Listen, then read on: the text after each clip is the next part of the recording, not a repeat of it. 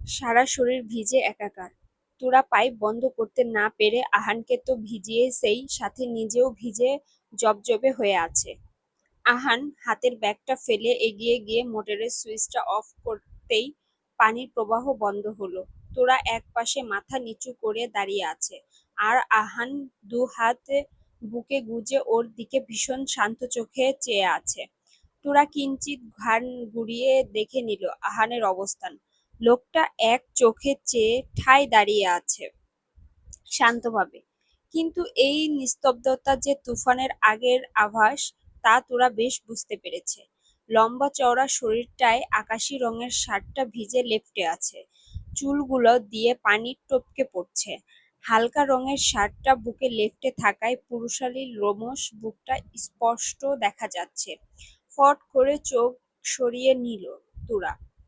ঠান্ডা পানিতে ভিজেও তার সারা গাল কেমন গরম হয়ে আসছে। বুক থেকে হাত নামিয়ে এক পা করে আগাতে লাগলো আহান। আহানের এগিয়ে আসা দেখেই তোরার হৃদস্পন্দন বেড়ে গেছে। এখানে আর এক মুহূর্ত অপেক্ষা করলে তার কপালে কি আছে সে নিজেও বলতে পারবে না। পাইপটা হাত থেকে ছিটকে ফেলে দিয়ে এক ছুটে দোল লাগাতেই আহান তোরার হাতটা খপ করে ধরে ফেলল। তোরা ভয়ে রীতিমতো কাঁপছে। লোকটার এমন দ্বেষপূর্ণ দৃষ্টি তার ভীষণ অস্বস্তি হচ্ছে। বারবার হাত মোছড়ামুছড়ি করেও ছুটাতে পারছে না, লোহার মতো শক্ত হাতের বন্ধন। আহান, কি হয়েছে? তুই এভাবে দাঁড়িয়ে আছিস কেন? রাইমার ডাক শুনে ঘাড় ঘুরিয়ে তাকায় আহান। আহানের সামনে দাঁড়িয়ে থাকায় তুরাকে এতক্ষণ নজরে আসেনি রাইমার। সে ঘুরে দাঁড়াতেই তোরা আর আহানকে এভাবে দেখে ভ্রুযুগল কুঁচকে আসে রাইমার। এগিয়ে এসে বলে, এ কি, তোরা দুজনেই ভিজেছিস কি করে?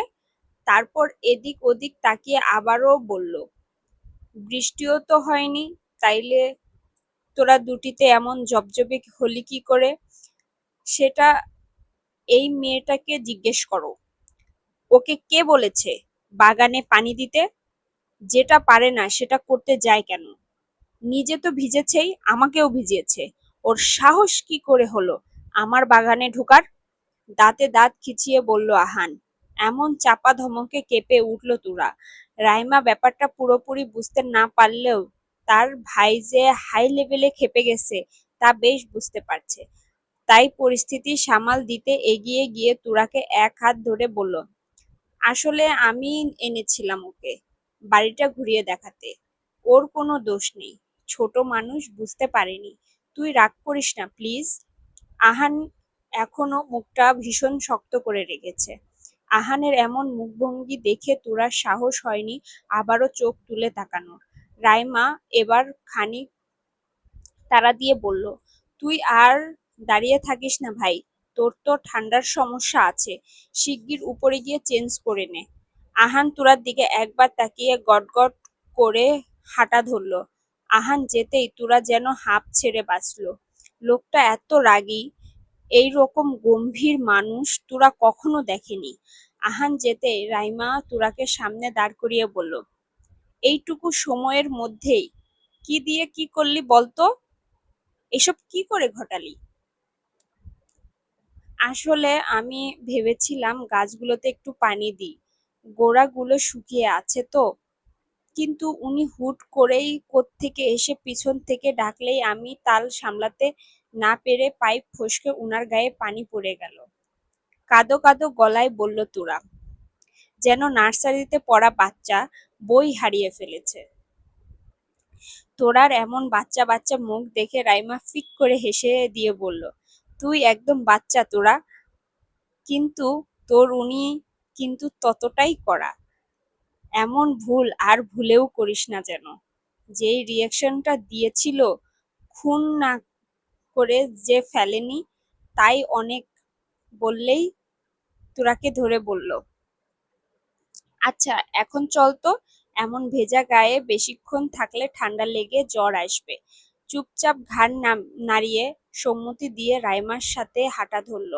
ভীষণ বলতে ইচ্ছা করলো, কেন গো, তোমরা এত ভালো, তাইলে তোমার ভাইটা এমন জল্লাদ কেন? সব সময় কি এমন গম্ভীর মুখ করা লাগে? কিন্তু মনের কথা মনেই রেখে চুপচাপ ভেতরে এলো তোরা। এ যাত্রা যে সে বেঁচে গেছে এই অনেক। কি ব্যাপার রাইমা? আহানের কি হয়েছে? ভিজে একাকার হয়ে উপরে উঠে গেল। জিজ্ঞাসা করলেও কিছু বলল না তো। রুবি খাতুন রাইমাকে দেখে প্রশ্ন করলেও রাইমা পেছন পেছন জড়সড় হয়ে দাঁড়িয়ে থাকা তোরাকে দেখেই অবাকের সীমাটা আরো বেড়ে গেল। এ কি তোরা, তুমিও ভিজলে কি করে? কি হয়েছে বলো তো? আমি তো কিছুই বুঝতে পারছি না। আসলে আমি বাগানের গাছগুলোতে পানি দিচ্ছিলাম, উনি হঠাৎ করে পিছনে চলে আসলে ভুল করে পানি ওনার গায়ে পড়ে গেছে। তোরার এমন কাচু মাচু করা মুখটা দেখে রুবি খাতুন কি বলবে ভেবে পায় না। মেয়েটা বয়সের তুলনাতেও বাচ্চা, সারা শরীর ভিজিয়ে একাকার করেছে।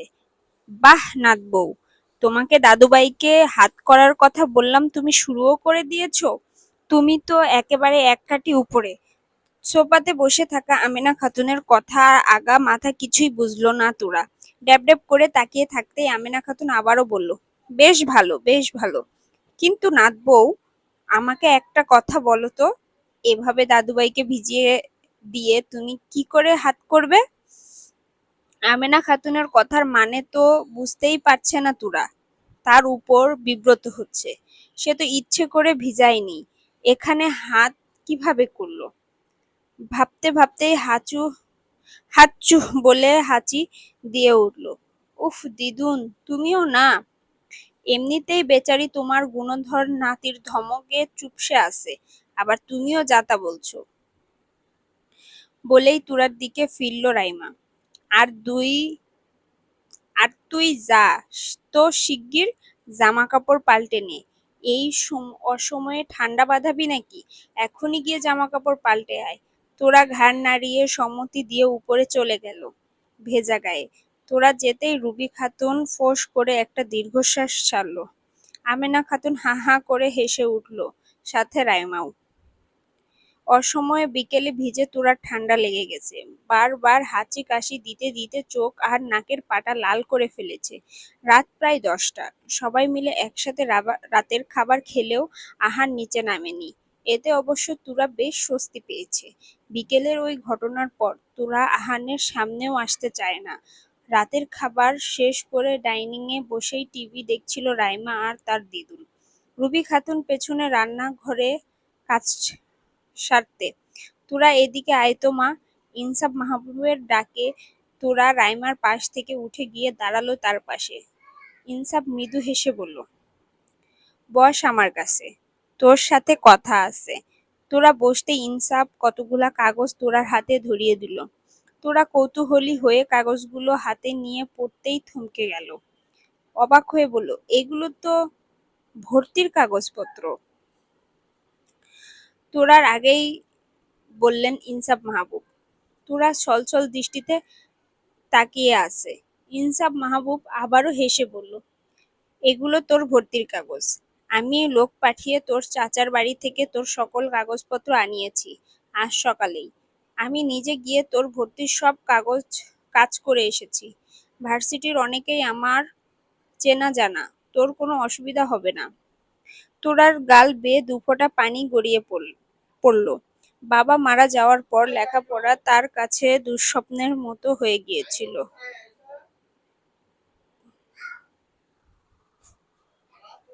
কখনো ভাবেনি তার স্বপ্নের পড়াশোনাকে আবারও শুরু করতে পারবে। কৃতজ্ঞতায় ভেতরটা ভরে এলো তুরার। ইনসাফ তুরার মাথায় হাত রেখে বলল, তুই খুশি তো মা? আবেগে আপ্লুত হয়ে জড়িয়ে ধরে কেঁদে দিল তুরা। ইনসাফ মাহবুবও বাবার আদরে মাথায় হাত বুলিয়ে বলল, দূর পাগলি, কাঁদে না। আমিও তো বাবা তোর। তোর বাবা থাকতে তোর পড়াশোনা বন্ধ থাকবে ভাবলি কি করে? রাইমা আর আমেনা খাতুন ও বেশ খুশি হয়েছে এই খবরটা শুনে।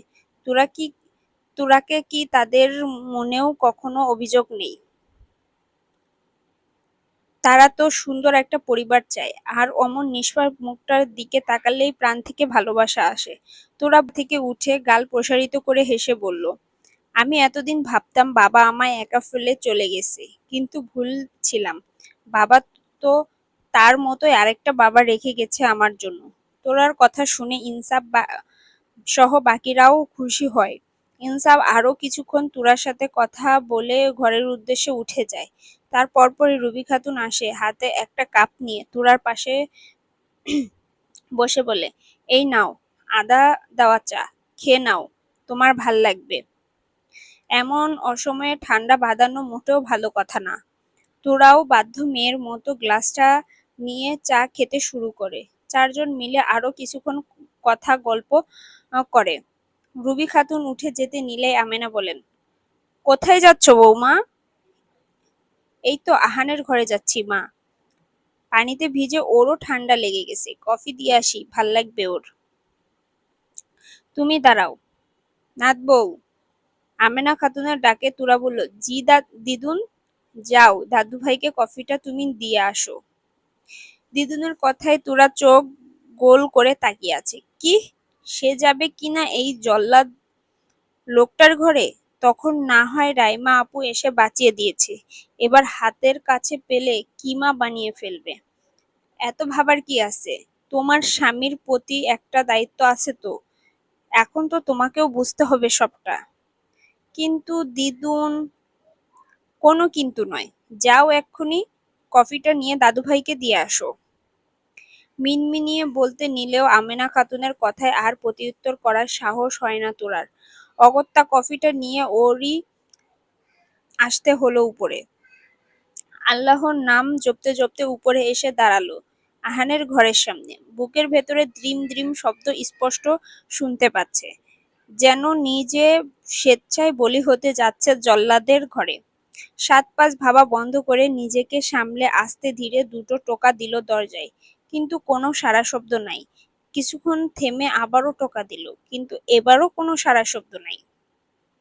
এবার আস্তে করে দরজাটা ধাক্কা দিতেই ফাঁক হয়ে গেল। দরজার ফাঁকে মাথা ঢুকিয়ে এদিক ওদিক তাকিয়ে দেখলো ঘরটা পুরো ফাঁকা। ওয়াশরুম থেকে পানির পড়ার শব্দ আসছে, তার মানে লোকটা নিশ্চয়ই ওয়াশরুমের ভেতরে। যাক, বাঁচা গেল। সে ফট করে কাফটা রেখেই চলে আসবে। তোরা বেশ খুশি হয়ে ভেতরে ঢুকে কফির মগটা রেখে বের হতে নিল, কিন্তু ভাগ্য হয়তো অন্য কিছু চেয়েছিল। বের হতে গেলে তার অন্যায় লেগে টেবিলের উপরে রাখা কতগুলো কাগজ নিচে পড়ে এলোমেলো হয়ে গেল। তোরা এই কাজে বেশ ঘাবড়ে যায়। এখন কি হবে? লোকটা যদি এসে পড়ে? তোরার ভাবনাকে সত্যি করে খট করে দরজা খোলার শব্দ হলো। দরজা খুলে বেরুতেই তোরাকে দেখে আহান চোখ কুঁচকে নেয়। এই মেয়ে তার ঘরে কেন? আর মুখটা এমন আসামিদের মতো করে রেখেছে কেন? তোরাকে এমন আতঙ্কিত চেহারায় দেখে আহান ভাবে, নিশ্চিত কিছু একটা ঘাপলা করেছে মেয়েটা। ওর দিকে তাকিয়ে এগিয়ে এলো। You again? কেন এসেছো এই ঘরে? তোরা রীতিমতো ঘামছে আর হাতের আঙ্গুলে ওড়না পেঁচাচ্ছে। আহান আরো কাছে আসলেই নজরে আসে ফ্লোরে ছড়িয়ে ছিটিয়ে থাকা তার প্রয়োজনীয় কাগজগুলো। এগুলো পড়লো কি করে? তুমি ফেলেছো? বলেই ছুটে গিয়ে কাগজগুলো তুলতে লাগে। তখন তার সাথে হাতে থাকা ব্যাগ আর তার ভেতরে থাকা কাগজগুলোও ভিজে গেছিল। ঘরে এসেই এগুলো বের করে রেখেছে শুকানোর জন্য। কাগজগুলো অত্যন্ত গুরুত্বপূর্ণ। নিশ্চিত এই মেয়েই ঘাপলাটা করেছে। তুরা নিঃশব্দে দাঁড়িয়ে আছে, চোখে মুখে আতঙ্কের ছাপ। সবসময়ই এই লোকটার সামনে আসলেই একটা না একটা অঘটন ঘটে। এখন সে কি করবে? আহান তো কাগজ তুলতে ব্যস্ত। সে কি পালাবে? হ্যাঁ, তার এখন পালানোই উচিত। ভেবেই পা টিপে টিপে সরে যেতে লাগে। তোরাকে ওভাবে চোরের মতো পালাতে দেখে আহান বসা থেকে দাঁড়িয়ে খপ করে হাতটা ধরে ফেলে। এবার তোমাকে কিছুতেই পালাতে দেব না। পেয়েছোটা কি? একটার পর একটা অকাজ করবে আর পালিয়ে পার পেয়ে যাবে?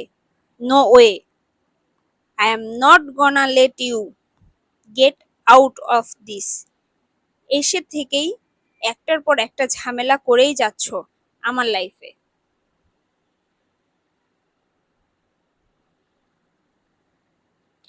খাটের এক পাশে হেলান দিয়ে পায়ের উপর পা তুলে কফিতে চুমুক দিচ্ছে আহান, আর জহুরির চোখ দুটো স্থির তার সামনে, কাচুমাচু মুখ করে রাখা তোরার দিকে।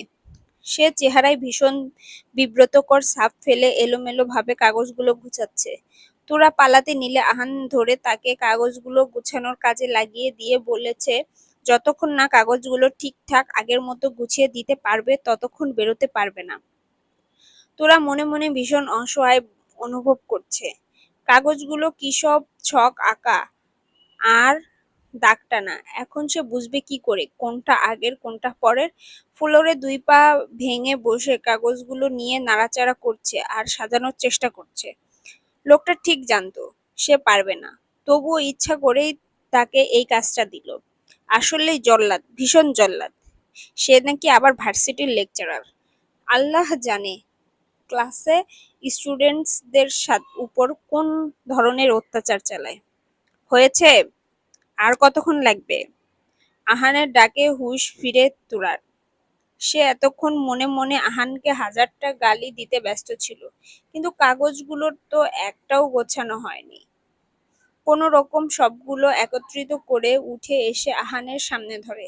আহান ভুরু কুঁচকে কাগজগুলো নিয়ে দেখে একটাও ঠিকঠাক সাজাতে পারেনি, বরং আরো উল্টে ফেলেছে। এগুলো কি?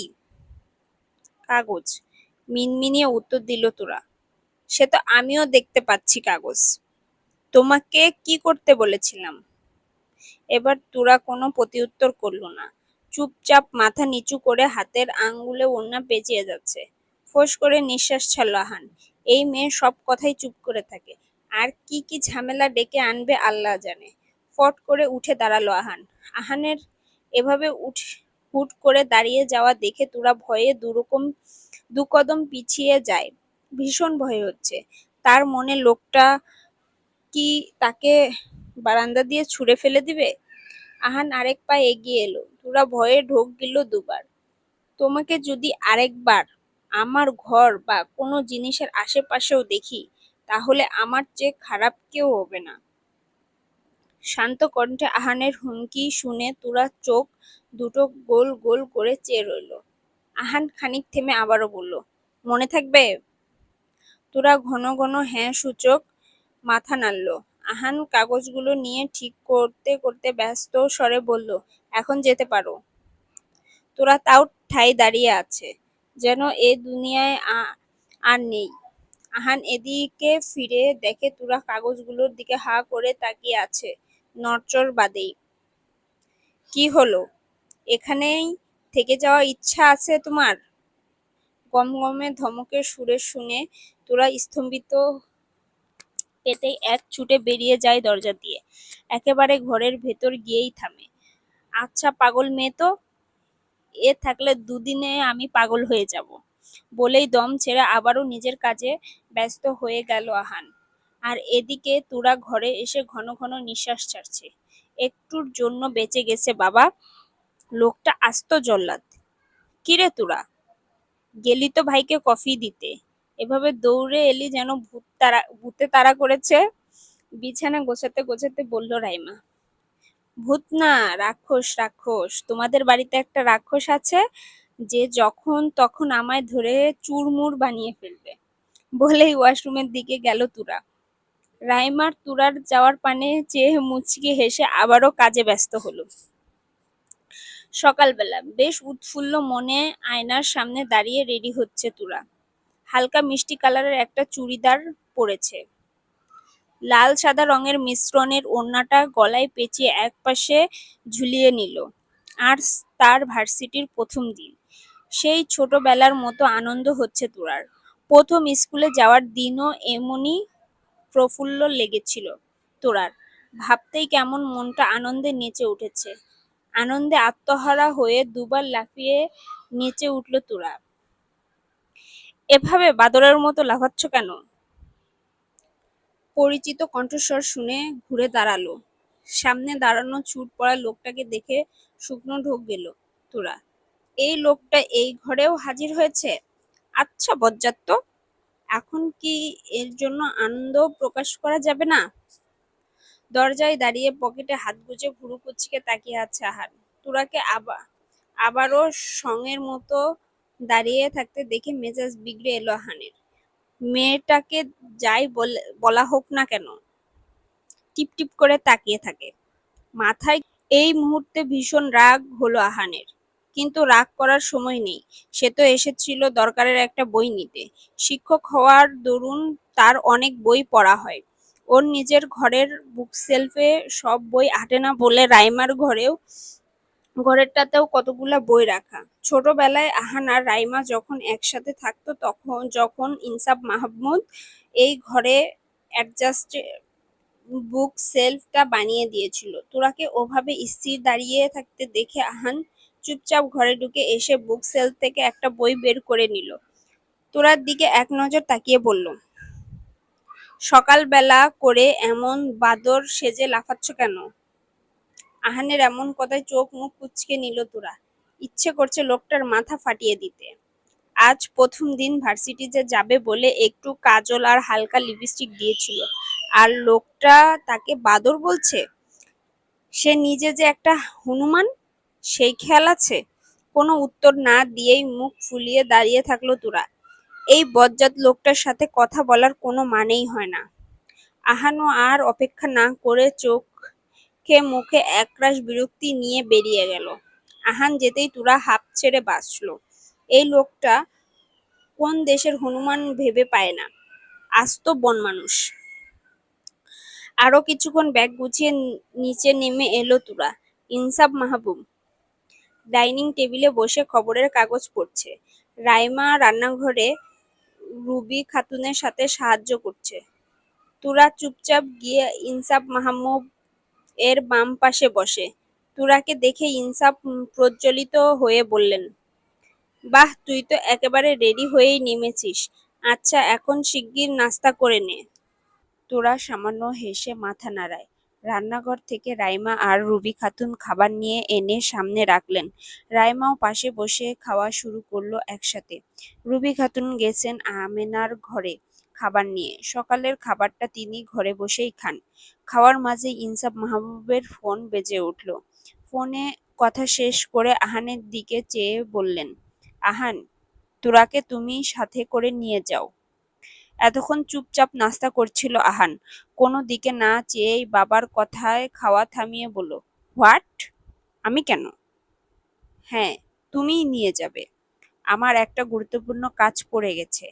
আমি এখন চাইলেও যেতে পারবো না। আর তোমার সাথে গেলে ক্ষতি কি? গন্তব্য তো একই। বাবার কথায় কপালের ভাঁজ আরো গাঢ় করে আহান প্রশ্ন করলো, একই মানে? একই মানে, তোরাকে তোমার ভার্সিটিতে ভর্তি করিয়েছি আমি। ওটাই ওর জন্য বেস্ট হবে। হাজবেন্ডের দায়িত্ব না হয় নাই নিলে, সামান্য ভার্সিটিতে নিয়ে যাওয়াটুকুও কি তোমার দ্বারা হবে না? আমি রীতিমতো হতাশ হচ্ছি তোমার এহেন দায়িত্ব জ্ঞানহীনতা দেখে। বাবার কথায় কোনো রকম উত্তর না করে মুখ শক্ত করে বসে রইল আহান। মেয়েটা এখন তার ভার্সিটিতেও হাজির হবে? কোথাও গিয়ে শান্তি পাবে না তো সে এই মেয়েটার জন্য। ইনসাফ মাহবুব আবারও বলল, তুমি ওকে নিয়ে যাবে। আর এ নিয়ে আমি কোনো কথা শুনতে চাচ্ছি না, বলেই উঠে গেলেন ইনসাফ মাহবুব। আহান বাবার যাওয়ার পানে চেয়ে চোয়াল শক্ত করে তার সামনে বসা তোরার দিকে তাকালো। তোরা এতক্ষণ হাঁ করে তাদের কথাই শুনছিল। সে কিনা এখন থেকে ওই জল্লাদটার ভার্সিটিতে পড়বে? কোথাও কি মুক্তি পাবে না এই হনুমানটার জল্লাদপনা থেকে? তোরার ভাবনার মাঝেই আহানের এমন চাহনি দেখে ফট করে দৃষ্টি নামিয়ে নিয়ে মুখের রুটি পুড়ে দিল। তাকানোই যাবে না লোকটার দিকে। আহান খাওয়া শেষ করে উঠে দাঁড়িয়ে বলল, 2 মিনিটের মধ্যে যদি না বেরোয় তাইলে আমি রেখেই চলে যাব। ওকে বলে দে আপি। বলেই সাইড টেবিলে রাখা ব্যাগটা হাতে নিয়ে গটগট করে বেরিয়ে গেল। তোরা খাওয়া থামিয়ে চেয়ে রইল যাওয়ার পানে। সে তো ভাবতেই পারেনি লোকটা তাকে নিবে নিজের সাথে। হা করে থাকিস না, শিগগির যা, নাইলে সত্যিই চলে যাবে। রাইমার কথা শুনে তুরা পানি খেয়েই উঠে দৌড় ধরে আহানের পিছু পিছু। গাড়িটা গ্যারেজ থেকে বের করে দাঁড় করালো গেটের সামনে।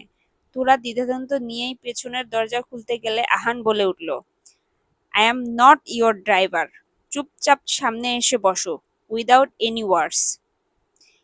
এমন রামধমক শুনে তোরাও বাধ্য মেয়ের মতো সামনে এসে বসলো। সে কখন কথা বলল এই লোকের সাথে? আজব। তোরা বসতেই হাই স্পিডে গাড়িটা ছুটিয়ে নিল আহান। বাতাসের দাপটে চুলগুলো এলোমেলো হয়ে আছড়ে পড়েছে তুরার চোখে মুখে। ভীষণ ভাল লাগছে এমন খোলা বাতাসে, যেন কতদিন পর মুক্ত বাতাসের ঘ্রাণ পেল। না তো, চাচির জন্য সে তো বাড়ি থেকেও বেরোতে পারেনি কতদিন, তার নিজেরও হিসাব নাই। 25 মিনিটের মাথায় গাড়িটা এসে থামলো ভার্সিটি গেটের সামনে। কোন ডিপার্টমেন্ট? আহানের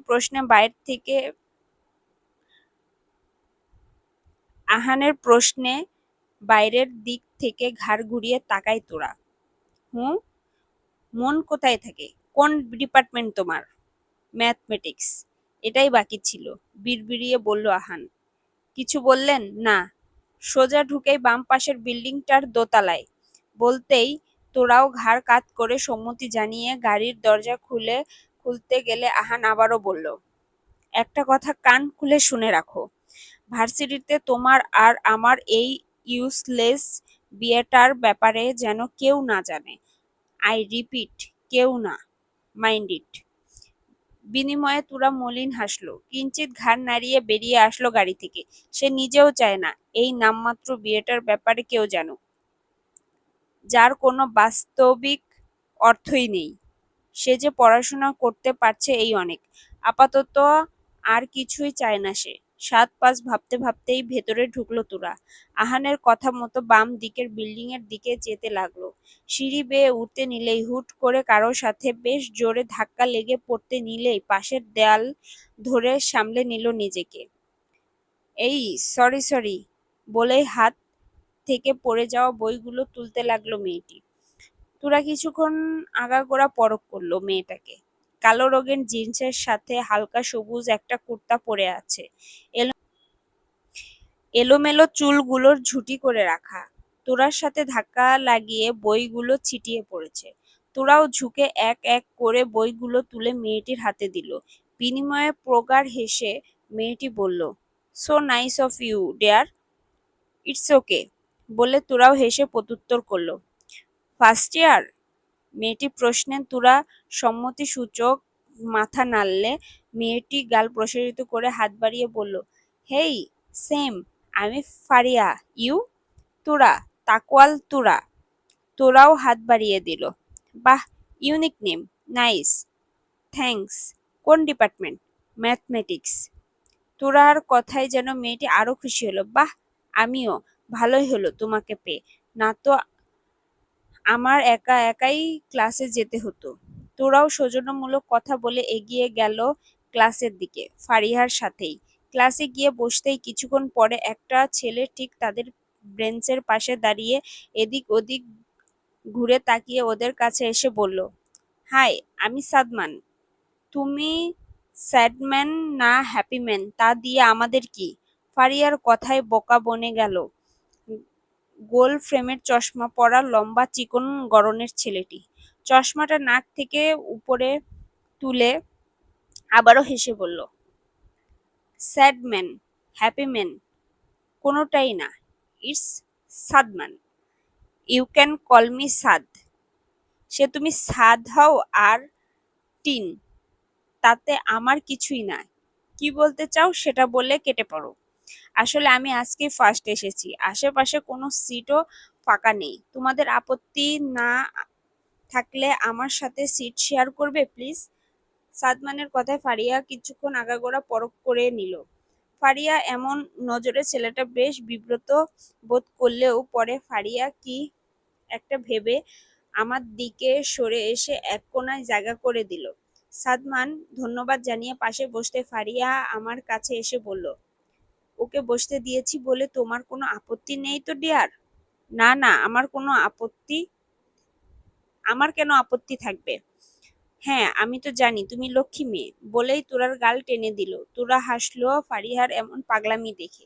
মেয়েটা যে ভীষণ চঞ্চল তা এইটুকু সময়ে বুঝে গেছে তোরা।